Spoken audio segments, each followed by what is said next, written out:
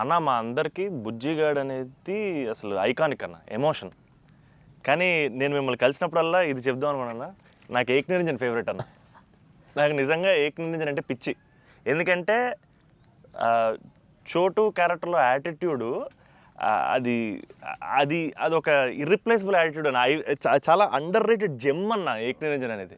అంటే మీ dressing pattern అయి ఉండొచ్చు, నాకు చాలా ఇష్టం అన్న. మీరు ప్లెయిన్ షర్ట్ వేసి టోన్ డెనిమ్ వేసి కింద స్నీకర్స్ చేశారు అప్పుడు, అండ్ అది అసలు, అండ్ హ్యాండ్ కప్స్ ఉండేవి, మీరు బౌంటీ అంటారు కాబట్టి దాంట్లో. సో అది అసలు ఐకానిక్ అన్న. అండ్ పర్టికులర్గా మీ డైలాగ్ డెలివరీ ఆ సినిమా అసలు నాకు పిచ్చన్న సినిమా అంటే. సో నాకేమనిపించింది అంటే, బేసిక్లీ మీవి చాలా డైలాగ్స్ ఉంటాయి కదా. ఫర్ ఎగ్జాంపుల్ దాంట్లో పర్టికులర్ నాకు చాలా ఇష్టమైంది, నన్ను ఇలా కొట్టే దమ్మడికైనా ఉందా, లేకపోతే మళ్ళీ నేనే ట్రై చేయాలి, అది నాకు పిచ్చన్న. అంటే ఆ యాటిట్యూడ్ అది మ్యానుఫ్యాక్చర్ చేయలేము అన్న, it has to be there. And నాకేమనిపించిందంటే, నాకు చాలా హ్యాపీగా ఉంది నేను ఏక్ నిరంజన్ చెప్తుంటే.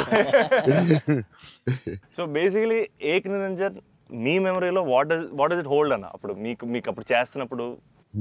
అంటే పురిగారు లాగా ఎవరు రాయలేదు. నేను బుజ్జిగాడు నాకు ఆయన చెప్పినప్పుడు క్యారెక్టర్ నాకు పిచ్చెక్కిపోయింది. నాకు టెన్షనే వచ్చిందంటే ఇది ఎలా చేయాలరా బాబు, నేను ఎప్పుడు చేయలేదు ఇలాగా. కాకపోతే ఈ రాసిన విధానం నేను మర్చిపోయి, నేను బుజ్జిగాడు ఎవరితో మాట్లాడినా బుజ్జిగాడు క్యారెక్టర్ గురించి మాట్లాడుతూ ఉండేవాడిని మర్చిపోయి. అంటే సూపర్ ఎక్సైటెడ్ నేను అసలు బుజ్జిగాడు క్యారెక్టర్ గురించి. సో పూరి గారితో ఆయన క్యారెక్టరైజేషన్ మళ్ళీ ఎవడో లేడు అలాంటి అని నేను నెక్స్ట్ యాజ్ ఏక్ నిరంజన్ చేసాం. నువ్వు చెప్పిన డైలాగులన్నీ చెప్తుంటే అసలు నాకు ఆయనలో ఎవడు రాయలేడు. It's his writing, the character designing, what Puri garu అలా ఎవడు లేడు ఇండియాలో, వరల్డ్లో లేడు. అదొక డిఫరెంట్ మనిషి అది. ఆ క్యారెక్టర్ ఆయన రాయగలడు మళ్ళీ